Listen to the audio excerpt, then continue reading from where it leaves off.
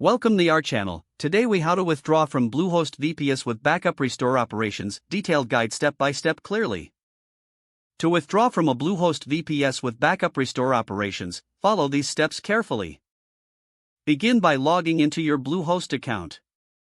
Once logged in, navigate to the VPS section of your dashboard. Take note of your current plan to ensure you understand what you are withdrawing from. Before proceeding, create a backup of your data to ensure nothing is lost during the withdrawal process.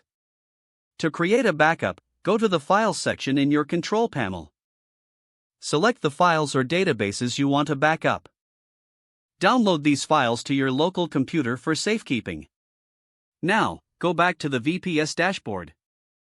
Click on the Manage button next to your VPS plan. Review the current configurations and settings to ensure everything is as you need it. If you are certain about withdrawing, locate the option to cancel your VPS service. Follow the prompts to confirm your cancellation. After your VPS is canceled, you may need to wait a moment for the changes to take effect. Next, to restore your backup, first create a new VPS environment if needed. Once the new VPS is set up, log in to this new instance. Navigate to the File Upload section in your new control panel. Upload the previously saved backup files to the new VPS. If you backed up databases, make sure to import them using your preferred database management system.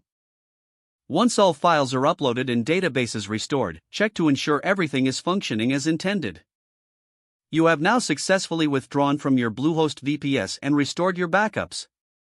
Double-check all settings and configurations in the new environment to make sure they align with your previous setup. Your VPS withdrawal and backup restoration process is now complete. If the page does not load, refresh the browser or try again in a private or incognito window. Make sure you are using the correct email address, then retype it carefully to avoid small typos. If your password is not accepted, use the reset option and create a new strong password you can remember. Check your spam folder for verification or security emails, then complete any requested confirmation steps. Enable two-factor authentication if available to improve account security and reduce unauthorized access risk.